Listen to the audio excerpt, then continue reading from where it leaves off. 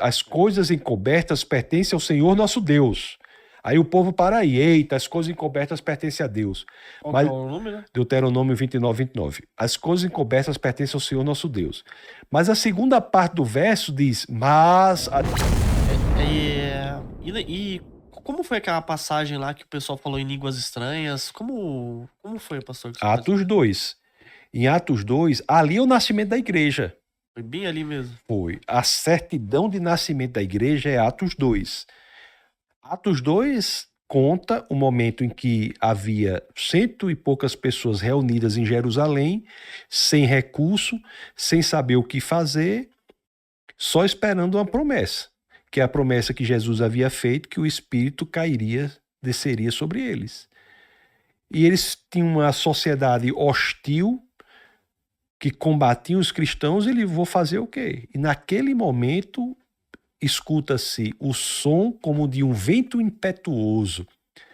Eu imagino, e aqui vai a minha imaginação, que o som foi uar, uar, que é uma onomatopeia, ou seja, uma palavra que fala como o som fez.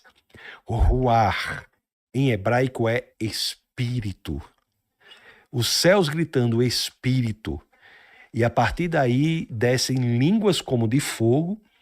E é interessante que eu imagino aquele grupo reunido devia estar dizendo assim, né? Tenho certeza, essa língua aqui só vai cair sobre Pedro. Exatamente. Em mim não vai chegar, né? Não é para mim não, mas a Bíblia diz, caiu sobre cada um deles. E a partir daí eles foram revestidos de poder, tiveram a coragem necessária para fazer o impossível, que é levar a palavra ao mundo que é contrário a Cristo. Mais cristãos foram mortos no século passado do que 19 outros séculos somados. Sempre houve perseguição a Cristo. E assim nasce a Igreja do Senhor. É interessante que há uma correlação entre Adão. Adão, quando é formado, ele é um organismo formado, um organismo perfeito, mas incapaz de exercer o propósito para o qual ele foi criado.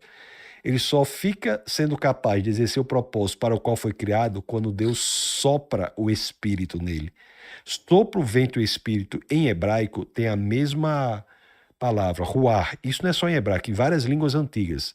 Sopro, vento e Espírito. Então Deus sopra o Espírito em Adão, e Adão daí passa a ser capaz de exercer a função e alcançar o propósito para o qual foi criado. A mesma coisa é a Igreja do Senhor. A Igreja do Senhor nasce em Jerusalém, em Atos 2, ao qual você fez menção, ao dia de Pentecostes. E naquela época lá, tem algum relato como eram essas línguas estranhas? Era línguas de outras nacionalidades? Como... Existe uma divergência interpretativa aí. Sim. A minha é a de que as línguas eram angelicais, falava em línguas estranhas. Por que eu digo isso? Porque a Bíblia diz que o milagre foi no aparelho auditivo. Porque a Bíblia diz assim, eles, as pessoas, os outros que estavam lá, os ouviam falar em suas próprias línguas. Então, cada pessoa, se tinha um judeu, a Bíblia diz que havia judeu de todas as partes do mundo, se tinha um judeu que falava uma língua X, falava árabe, por exemplo, ele ouviu a pregação em árabe. Todos falando em árabe. Se tinha um judeu que falava outra língua, ele ouviu todos falando naquela outra língua.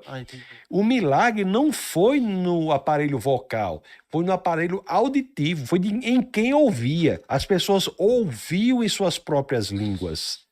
Ouviam em suas próprias línguas. Por isso que as línguas que falavam não eram línguas existentes, línguas angelicais. A tradução se deu pelo Espírito Santo. O Espírito Santo foi o intérprete ali naquele momento, revertendo um problema que havia sido ocasionado pelo próprio Deus. Sabe qual? Problema na Torre de Babel. Porque na Torre de Babel só se falava uma língua. E Deus confundiu as línguas. Mas se Deus confundiu as línguas, como é que a mensagem chegaria para essas línguas diversas? Deus haveria de reverter o que fez em Babel. E Deus reverte o que fez em Babel em Pentecostes. Quando falam-se em várias línguas e é traduzido. Quando se fala em língua, uma só língua, que é a língua dos anjos e ele traduz para todas aquelas línguas que são decorrentes do que aconteceu em Babel. Pentecostes é Babel ao contrário. Nossa. Ótima interpretação. Pentecostes é Babel ao contrário. Babel ao contrário. E é interessante de Babel, se a gente está falando de Babel, que as escrituras dizem assim, né? Deus desce, quando fala sobre a cidade de Babel. Eles queriam construir uma torre. O problema não é a altura da torre, é o intuito da construção, que é desafiar Deus. Mas é interessante que para desafiar Deus, eles querem construir uma torre que vai até os céus, né? As escrituras dizem, aí Deus desceu para ver, quer dizer, o negócio tão alto, Deus desceu, né? E pastor, tem mais ou menos nas escritas ali, qual que era o tamanho dessa torre de Babel? Não tem. Não tem, né? Mas era muito alta, né? E hoje deve ter prédio maior, né? Deve ter. O problema não é a altura da torre, era o intuito. As pessoas querem desafiar Deus com outras coisas. Esse é o problema. O problema é desafiar Deus, querer colocar outra coisa no lugar de Deus, quando não a si próprio. Muitos colocam outras coisas no lugar de Deus. Tem um rabino de cujas obras eu gosto muito, ele faleceu, chamado Adin Steinsaltz. Ele tinha uma obra que ele dizia assim, ele dizia, olha, os falsos deuses, ou os deuses antigos estão mais vivos do que nunca. Mais vivos do que nunca.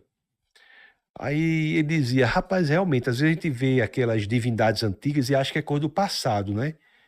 Mas se você pensar bem, o deus Afrodite, ou Temis, deus da prostituição, da pornografia, é a deusa de muita gente. Tem gente que está absolutamente escravizado pela pornografia, absolutamente escravizado pela prostituição. O deus do dinheiro, Mamon, que a Bíblia até faz referência a ele, tem gente que está escravizado. Você vê que o dinheiro não é mal, pelo contrário, o dinheiro é algo muito bom. A Bíblia diz que nós cuidemos do dinheiro. Somos mordomos, né? Mordomos do dinheiro. O comunismo é a ideologia do Satanás. Se você quiser falar sobre isso, comunismo é a ideologia do Satanás. Eu deixo bastante claro para o povo não para ninguém achar para não ter dúvida em relação ao meu posicionamento. Eu não quero nem ser parecido com comunista nem de perto. Comunista é a ideologia do Satanás, né? O dinheiro é algo bom, mas tem que ser... Ele é inservível para ser o seu senhor. Você tem que ser senhor do dinheiro. O dinheiro não é o seu senhor. Então, muitos colocam o dinheiro na prioridade. Então, o Deus dá fama pela fama. Tem gente que quer ser famoso por quê? Para ser famoso. Isso é idolatria. Não, você quer ser famoso? Você quer o quê? Ser famoso. Não existe isso. A pessoa diz, você quer o quê? Quero ser famoso? Mas como assim? Não, você quer o quê? Não, eu quero ter um podcast que tenha um impacto, eu quero ter uma empresa que faça isso, eu quero ter uma carreira profissional, eu quero ser uma mãe que cuide bem dos meus filhos. Isso é que a pessoa tem que querer. Mas a fama pela fama é uma idolatria. Então, Calíope, Astarte e tantos outros deuses antigos. Idolatria por ele mesmo, né? Ele queria ser famoso para ser A idolatria pior que tem é a de si mesmo, que idolatra uma projeção de quem a pessoa é. Muitos fazem isso, né? Quando dizem assim, eu não creio num Deus que faça assim, assim, assado. Como se a existência de Deus dependesse do que você crê ou não crê. Não é verdade? Você vai pro inferno de qualquer maneira. Assim, é como eu dizer para você, eu não creio em você que seja assim, assim, assado, que isso tem influência na sua existência. Você é independentemente do que eu creio, eu sou independentemente do que você crê. Quanto mais Deus. Verdade. Além do mais, olhe como é bastante desrespeitoso e agressivo ao próprio Deus.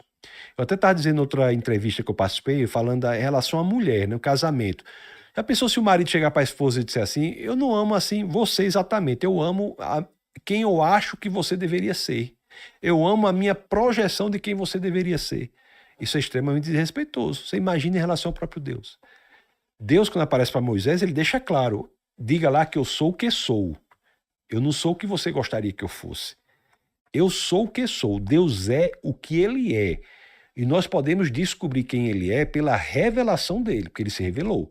Se ele não tivesse revelado, não tinha como, porque a mente finita não consegue apreender a mente infinita que é Deus. Mas como ele resolveu se revelar por amor a nós, nós conseguimos compreendê-lo. A Bíblia é a revelação de Deus. 66 livros da Bíblia é a revelação de Deus. Então Deus pode explicar Deus. Por quê? Porque Deus se revelou. Sabe aquela música Ninguém Explica Deus? Sei. Aquela música, na minha opinião, não é bíblica. Não é bíblica? Não é bíblica, porque a Por gente quê? explica Deus. Explica através Da da... revelação. Deuteronômio 29. Se você quiser abrir aí, a primeira parte diz: as coisas encobertas pertencem ao Senhor nosso Deus. Aí o povo para aí, eita, as coisas encobertas pertencem a Deus. Qual Mas que é o nome, né? Deuteronômio 29. As coisas encobertas pertencem ao Senhor nosso Deus. Mas a segunda parte do verso diz: mas as reveladas nos pertencem e aos nossos filhos, para que cumpramos todas as palavras dessa lei. As reveladas nos pertencem e aos nossos filhos.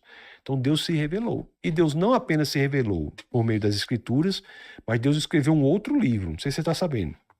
Deus escreveu 2 livros, assim. O primeiro foi a Bíblia, né? Sim. O segundo livro que ele escreveu é um livro ao qual faz menção o apóstolo Paulo na carta aos Romanos, no capítulo 1, no verso 20. Quer abrir aí? Quero sim. Deus escreveu 2 livros, né? O povo só fala de um livro às vezes. Qual que é o... Abre aí que você vai ver. Mas qual que é o... a passagem? Romanos 1:20. Romanos...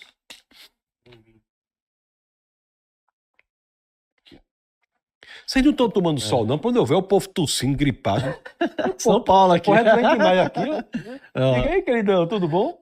É o povo doente, quando estão tomando... Os seres humanos podem ver tudo isso nas coisas que Deus tem feito. E, portanto, eles não têm desculpa nenhuma. Eles sabem quem Deus é, mas não lhe dão a glória. Romanos 1:20, lê de novo aí. É 1:20 e 22, né? Não, Romanos 1:20. Lê aí. É aqui se eu tô... Pois desde a criação do mundo, os atributos invisíveis de Deus, o seu eterno poder e a sua natureza divina. Olha, atributos invisíveis de Deus, o seu eterno poder, a sua natureza divina. Desde a criação, aí vai dizer, podem ser compreendidos, lê aí. Têm sido vistos claramente sendo compreendidos por meio das coisas criadas. Pronto, as coisas criadas são fontes a partir das quais você consegue ver claramente esses atributos de Deus. Deus se revela por meio das coisas criadas. Então seria, sei lá, o oxigênio que a gente respira, A natureza, a água, a natureza. O universo, a sociedade, tudo que Deus criou revela a Deus. É o que está dizendo aí. Não é o que está dizendo aí? Tá dizendo As aqui, coisas criadas. Quais são as coisas criadas por Deus? Tudo. Tudo.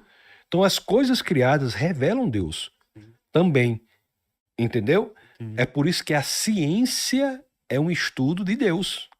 Receba Bitcoin grátis na Contifuri. Ganhe até 250 em Bitcoin só por abrir sua conta na Contifuri, a corretora 100% livre de taxas, com mais de 2.000 ativos para você negociar em tempo real.